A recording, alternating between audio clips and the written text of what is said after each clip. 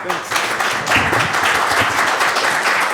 Thank you. Thanks, Virginia. Can you hear me okay? And it's a pleasure to be here. I was excited at the opportunity to come talk to you today in this closed session. And I want to make it meaningful for you. But like Virginia said, my name's Alan Mayberry. I used to be the Associate Administrator for Pipeline Safety, which at PHMSA is the head career person reporting to the political appointees that come and go with the administration. I was there until May. Around May, I was my last day in the office, and then I retired officially at the end of September. Today I'm joined, my partner in crime is Masood Tahamptani. Masood was our Deputy Associate Administrator for Policy and Programs, and he's agreed today to handle all the tough questions from you. Thank you, Masood. But anyway, really want to cover a few basics on PHMSA, and what I've got here is a backdrop really for our conversation. And but because I do want to hear from you, and I think a lot of the value in these sessions, hopefully you'll agree, is just in our interaction with each other. So I really want to cover that, but I'll give you a few basics. Hopefully it's not too much overlap, or some things maybe will reinforce what you heard earlier today. But you know, let me tell you first of all, now I was at PHMSA 20 years, and the last, 9 years as Associate Administrator. And I can tell you what really drove me every day in my job was really that, just so many things, but I really liked the job. As frustrating as being, working for politicians can be, it was hugely fascinating. And I really felt a sense, and I know Masood really talks a lot about this a lot too, about the sense of public service that's important to all of us that work in the federal government supporting the public in pipeline safety, that sense of public service. We don't necessarily do it for the money, although I will tell you the federal government, in my opinion, is an excellent value for a career. I recommend it to anyone. It's very valuable, and they're hard workers, very hard workers. PHMSA, in particular, is a very unique agency, and it's probably the most, it is the most important agency you've never heard of, hopefully. And, what is this PHMSA, Pipeline and Hazardous Materials Safety Administration?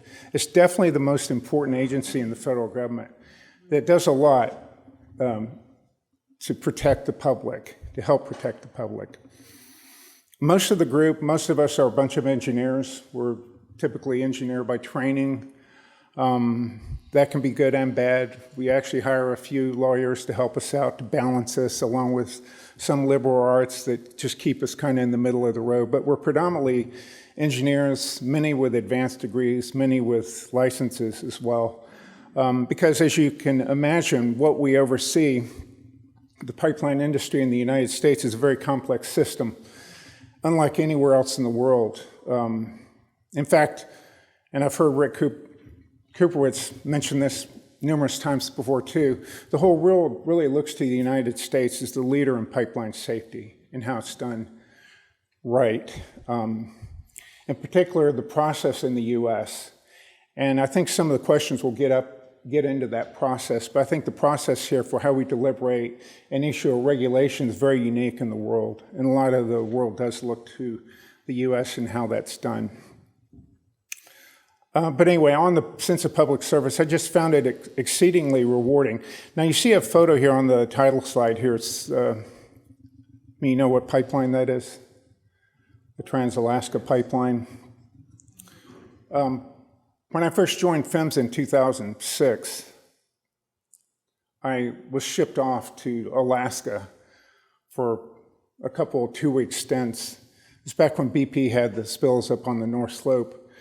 I learned a lot. I would never have done that had I been working for a small local distribution company. PHMSA gave me a lot of opportunity to really see this beautiful country and to help people across the country, from Alaska to Marshall, Michigan, to San Bruno, California.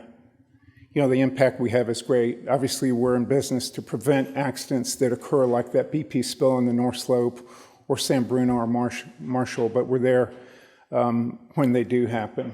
I'll get into the organization here in a minute, but let me do the disclaimer, by the way. I think it's been said. I am retired, okay? So I don't speak for the agency. I'm just giving you my feedback based on being there for a long time. And so I've been away from the office since May, and a lot has happened, but, and I hope, my intent here is to leave you with some hope that there are controls in place, there are processes in place that I think in the end will, pipeline safety will always be non-negotiable. And the process is set up to make sure of that. Sometimes our confidence is shattered in that, but I do believe the controls are in place to help ensure pipeline safety. At least do our part, or the federal government do their part. The mission's very simple. Well, maybe it's a few words. In government, we can't just do just a couple of words, but it's to protect people and the environment by advancing the safe transportation of energy and other hazardous materials that are essential to our daily lives. This mission statement, I was part of developing that back in the Obama administration when Marie-Therese Dominguez was our administrator. We had a series of off-site meetings where we developed that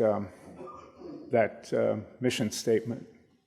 Our focus is safety, and you probably heard I don't know, in this 101, did you hear the history of, the accidents in the 30s and more recently that ultimately led to the standing up of our office? No? Okay. Very briefly, because we could talk for hours, but as a lot of things happen, we were born, our agency was born out of tragedy. And the proverbial straw that broke the camel's back in the United States that led to the creation of the Office of Pipeline Safety occurred in Louisiana, not far from where we are here, a tragic accident involving a number of fatalities. I forget the number. I have it in another presentation. But it was after, that was when we said enough is enough, and Congress published the Pipeline Safety Act of 1968, and therein, that's when we were put in business to start overseeing pipeline safety in the U.S. The first regulation came out in 1970, and then the rest is history. There are two principals' offices in PHMSA, or the Pipeline and Hazardous Materials Safety Administration. There's Masood's and my favorite office, the Office of Pipeline Safety, and then there's the Office of Hazardous Materials Safety. OPS is our budget was around $200 million a year, annually, year over year. Hazmat was a bit smaller. They were about $70 million annual budget. And then, of course, ours was even made bigger by the Bill Grant program to invest in infrastructure renewal. Our budget actually went from $200 million to about $400 million a year. So when that happened, it was pretty daunting to think, wow, we doubled our budget. And I said, don't worry, it's just a couple, just move the decimal place over. It'll be okay. But no, that's a program we're very proud of, and I have a slide to talk about that here in a minute.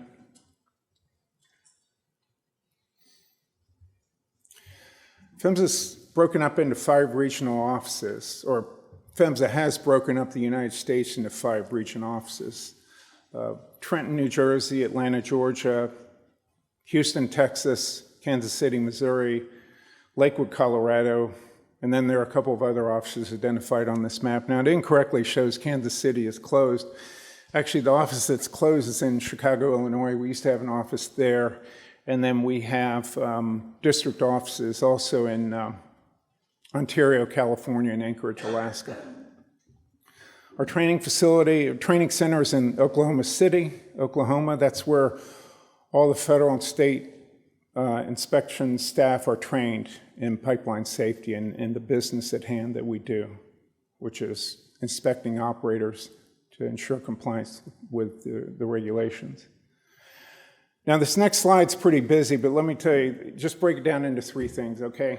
If you look at what PHMSA does, it's basically 3 areas. 1, we issue the policy on pipelines in the U.S., 49 CFR Part 192, 49 CFR Part 192, that's the gas and the liquid code.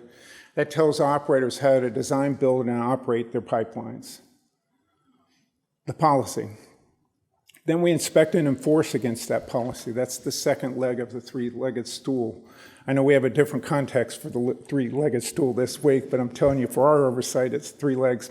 And then we analyze data. The third is we're a data collecting monster. We collect a lot of data, and we use that to drive where we go. It drives deciding to issue an advisory bulletin. It drives a variety of actions. And there are a lot of drivers for pipeline safety in the U.S., but the data we collect is certainly a significant one for us. Also on that list, obviously in line with the data analysis is risk analysis. With that data, we have to go where the highest risk is, and that's what drives our inspection staff on where they go, is where they see the risk. We have a robust grants program. I have a list of those in a minute, but I think that's beyond really our discussion here, so I won't really get into that. Outreach and engagement, I might add, is a key part of our program. And we have staff, and looking possibly in reauthorization when we get our new enabling statute to possibly even increase the staff that's dedicated to public engagement. But for right now, we have a staff of 10 across the U.S., 2 in each region, plus at least 3 others that oversee the public engagement function at PHMSA. So they're the ones that perhaps I know some of you have probably spoken to, related to your questions that may come up related to pipeline safety. I mentioned we issue regulations and standard. Then we have an R&D program that's around $12 million to $18 million a year, depending on the year, where money's invested in research into things such as hydrogen blending, CO2 pipeline safety, welding, the gamut of pipeline issues that might be out there. And that program is driven, a transparency, which is really an overlay for all of this as far as using our concept of public meetings, where we collect information that helps guide us, in our program. In particular for research and development, we have an R&D forum every 2 years. Just like we have public workshops, like the CO2 meeting we did in Des Moines, Iowa. We rely heavily on those to inform us of what people are thinking and to inform us on where we head with policies. Now, let me also do the disclaimer. You're going to hear me say we a lot, and I still haven't gotten that out of my system, but it's they, okay? It's they. But I still have a lot of friends there, a lot of close friends. And that's been the hardest thing about leaving is just, the people. Linda Doherty, who's acting in my role, is still there, and numerous other just really good people that I'm glad stayed. I mean, we lost a lot of people, but we still have there's still a good group that's there. Did it hurt? Yes. I don't think the expectation that so many senior leaders would leave all at once was there, and then we lost some key, technical resources like Clayton, who is working with PST now, and others I could name that, it did hurt, I can tell you that. This is a map of, obviously a map of gas transmission and hazardous liquid pipelines in the U.S. Blue represents gas transmission and red represents hazardous liquids. Now keep in mind, this map only represents about 500,000 miles of what's out there. But the total that's out there, if you look at this busy chart, is 3.2 million miles of pipelines that we have oversight of. So a lot of the distribution pipelines, like the gas main in the street in front of the hotel here, is not on that map. It's a distribution pipe. Pipes in cities, low pressure pipes, are not on that map. They're just the interstate network that was on that map. But this gives you an inventory of what's out there. Notably, in my tenure at PHMSA, we started regulating underground gas storage. That's the last entry there after the Aliso Canyon accident in Southern California. There's a big rush to regulate underground storage. Long story that goes that could bore you greatly about why we didn't do it up to that point. But we started certainly in 2016 and have been regulating about 17,000 wells, close to 17,000 wells that are in the U.S. that are used to store natural gas underground that's used in the wintertime to provide heating fuel. That's kind of the drill. In the summer where demand is lower, gas is stored, it's liquefied in an LNG facility, stored, pumped underground, stored, and then pulled out when the demand's greatest in the wintertime. That's just how the supply portfolio in the United States works out. And I'm overly simplifying it, but that's basically how it works for natural gas, that is. I mentioned our training qualification center in Oklahoma City. This is a little bit redundant, but they do online and in-person classes. If you ever get a chance to visit the facility, or if there's ever an opportunity to have a tour of it, I recommend taking advantage of it. It's a very impressive facility there. Talk a little bit about public engagement.